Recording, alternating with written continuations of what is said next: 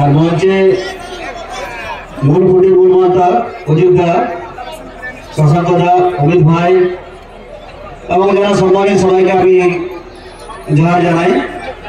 সময় কম আছে, যারা বলতে হবে কিছু কাজের কথা বলতে হবে, পরিবারের কথা বলতে হবে, এটাই আজকের উদ্দেশ্য।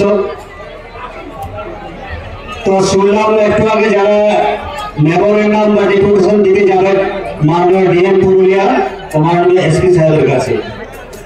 তো আমার একটা অনুরোধ থাকবে যে আজকের সভার এই লোকগুলোর একটা ফটো, স্টিল ফটো করে ওনাদেরকে সসম্মানে ওনাদের হাতে তুলে দেওয়া উচিত যে আপনারা যে কাণ্ডটা ঘটাইছেন যে ওদের গায়ে, তার জন্য এতগুলো কর্মী হয়েছে,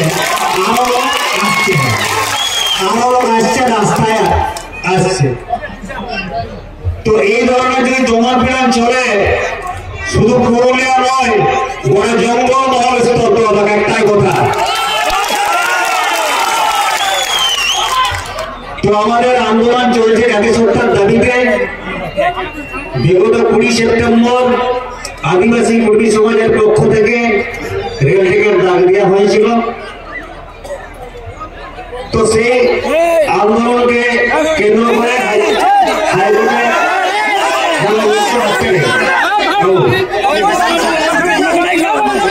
হাইকোর্টে একটা জনস্বার্থ মামলা হয়, যেটা 2023 সালে হয়েছিল।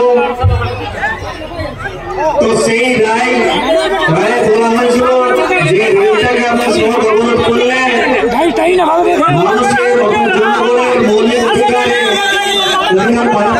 করবো হবে, এরকম একটা পাচ্ছিল রেলটাকে করা যাবে নাই। ভালো জিনিস, আমরা আইন মানি, আমরা সংবিধান মানি, সংবিধান মাথায় করে রাখি, কিন্তু দেশের কোন আদালত, ভারতের সংবিধান মানুষকে মানা করে নাই যে তুমি তোমার হক অধিকার নিয়ে আন্দোলন করতে পারবে না, এটা মানা কখনো করে নাই। তাহলে আন্দোলনের রূপরেখা, তার ডিজাইন, তার ফর্ম, তার প্যাটার্ন নিয়ে অবজেকশন থাকতেই পারে। আমরা কোর্টের রায়কে মান্যতা দিয়েছি,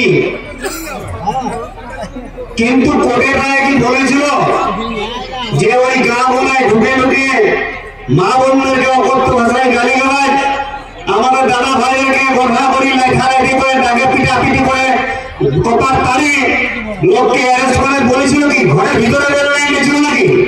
যেহেতু ঘরের ভিতরে রেল লাইন গেছে, তাহলে যদি রেল লাইনে কেউ ঢোকে রাস্তায় গিয়ে তো তাকে তুমি অ্যারেস্ট, আপনি অ্যারেস্ট করুন, অসুবিধা কিছু নাই।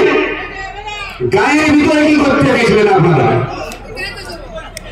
এবং ওই রায়ে বলা আছে 16 নম্বর কলামে, attack from necessary action to control the law and order situation.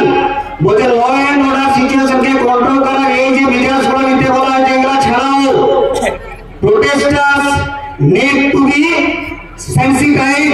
বলে যারা প্রতিবাদ করছে, দাবি নিয়ে যারা আন্দোলন করছে, ওদেরকে বোঝাতে হবে আন্দোলনের ফল কি, আন্দোলন করলে কি হবে না, আমার বোঝাতে হবে, সহানুভূতির সঙ্গে তাদের দাবি দেওয়া নিয়ে বিবেচনা করতে হবে। এটা অ্যাডমিনিস্ট্রেশনের দায়িত্ব ছিল। এবং রাজ্য সরকার, কেন্দ্র সরকার প্রত্যেকটা দপ্তরে প্রায় 2 মাস 1.5 মাস আগে চিঠি দেওয়া হয়েছে। কোন সরকার তো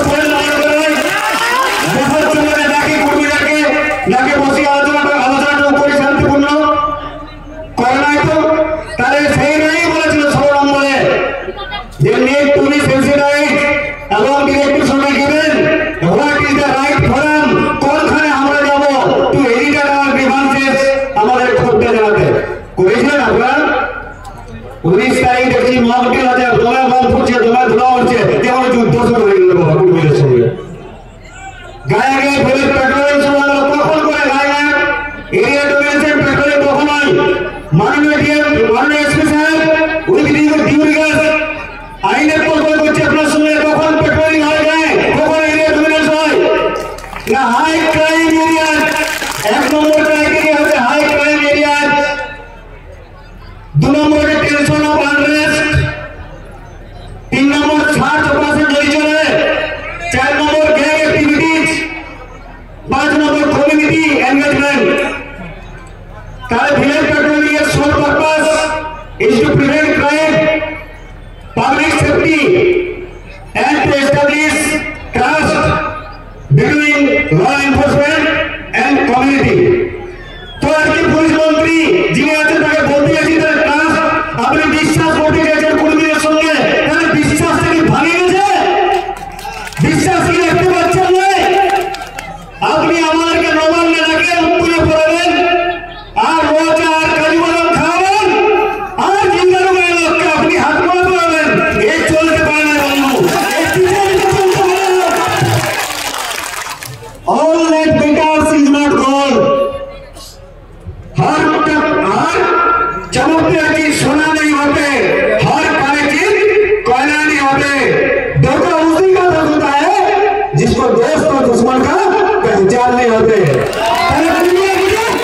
हमारे शत्रु के हमारे मित्रों के आज के जीवन में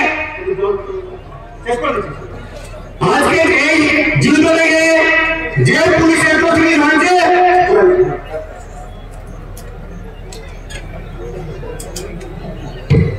तो तार विरुद्ध एक पुलिस क्वालिटी এবং কি হচ্ছে এক্সেসিভলি যে প্রসেস এটাকে কিন্তু কোটে মামলা হওয়া উচিত আমি মনে করি ওকে অধিকারী করব দেশে কি আমরা ভাবি নাকি আমি যাচ্ছি তাই বলুন injustice anywhere is threat to justice everywhere মাথায় রাখবেন তো বন্ধুগণ আমরা ফুরা করার চাই ফোরাবো বিঘ্ন পাঠন করে টান নগ্নতা